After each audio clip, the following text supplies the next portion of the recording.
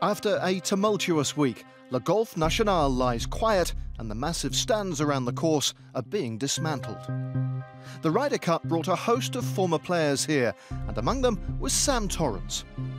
After 2 decades as a player and a successful turn as captain, he knows the Ryder Cup as well as anyone. So we asked the Scot to share his memories of the event. Torrance made his debut back in 1981 at Walton Heath, which just happens to be the venue for this week's British Masters. You have to remember, 81 that was their greatest ever team. That was my first Ryder Cup, and it was just an annihilation.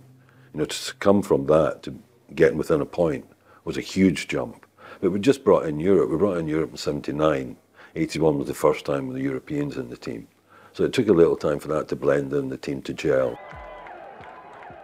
83 we lost by a point at West Palm Beach. Broke our hearts.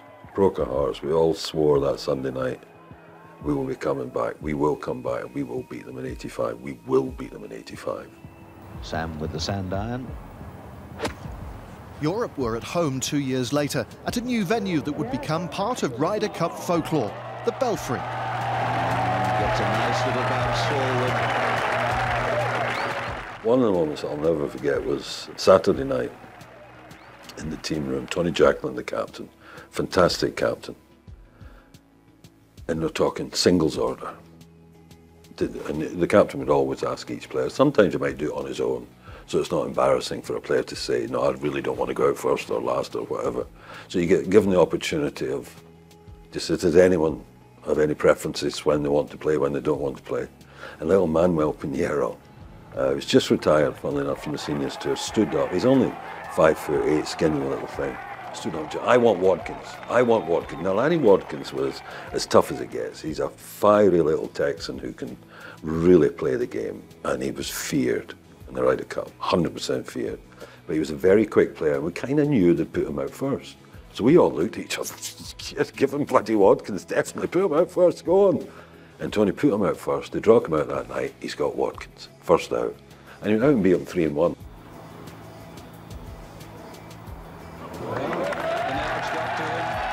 He concedes, and that first blood to Europe. Just moments like that, you know, that's Manuel Pinheiro. Who's Manuel Pinheiro? You know, to Lanny Watkins, PGA champion, multiple winner in America, and he just goes out and beats him. That's what the Ryder Cup was about. That's moments that are very special. Lifted the whole team.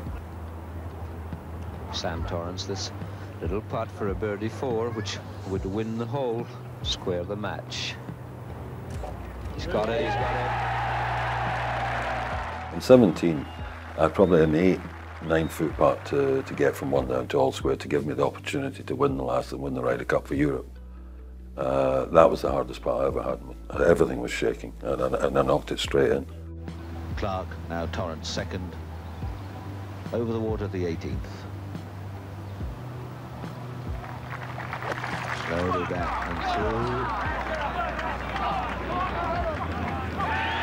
Fine second shot from Sam, and that's that. People often ask me about that putt, how did you handle the pressure? My mother could have done it. I had 3 putts to win. And it would be rather splendid if Torrance could just roll this right in. I think we'll see Jacklin leap about 8 feet in the air, and this hole is completed.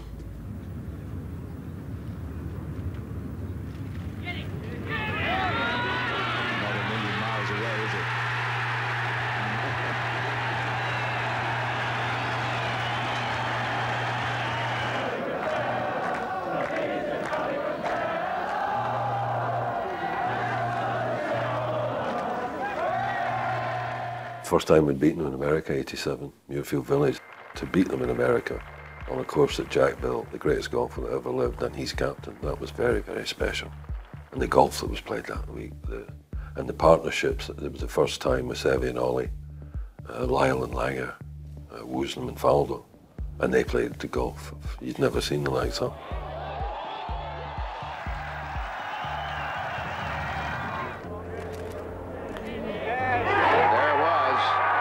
Let history show that that was it to put them at 14 and a half. Oh, Seve was magnificent. He was the best team man of them all in either team. He was just extraordinary. The time he would spend with you. Wonderful example was David Guilford. Well, he got out of David Guilford in '95 at Oak Hill. When Seve was a broken man, he couldn't hit his hat.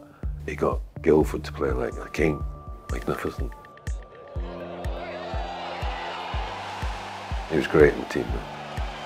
And that was one of the things about the Ryder Cups that was very special was, as a lesser player, and you've got these greats in the room, and the week of the Ryder Cup, if you're struggling with anything, you know, like that thick rough round the green that you get so much of in America, they were magnificent. It's heavy, really strong, take you down the range, spend hours with you. They're just playing this shot, and trying to get it better and better for the.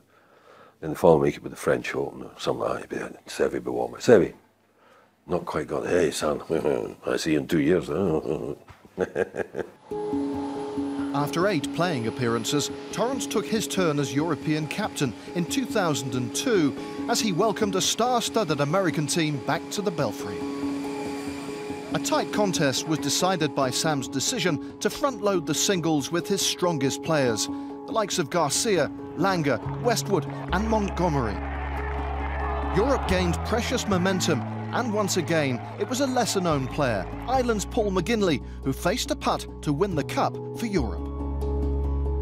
I was sitting beside of the green, front of the green. We still had a glimmer if Paul didn't hold us. It wasn't like, this is it, we're either going to win the Ryder Cup here, we're not going to win the Ryder Cup. It wasn't the end, or if he missed it, so but he knocked it straight in. Very special. Westwood was the first one to get hold of me.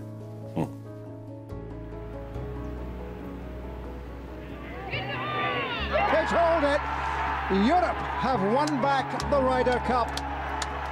Paul McGinley from Dublin has got the half point that was needed to ensure that Sam Torrance and his team win back the Cup after 3 years. And look at Sergio Garcia jumping about there. Magic moments here at the 18th. There's no other atmosphere like the Ryder Cup. You ask any player that's ever played the Ryder Cup, he'd tell you it's different to anything you'll ever do.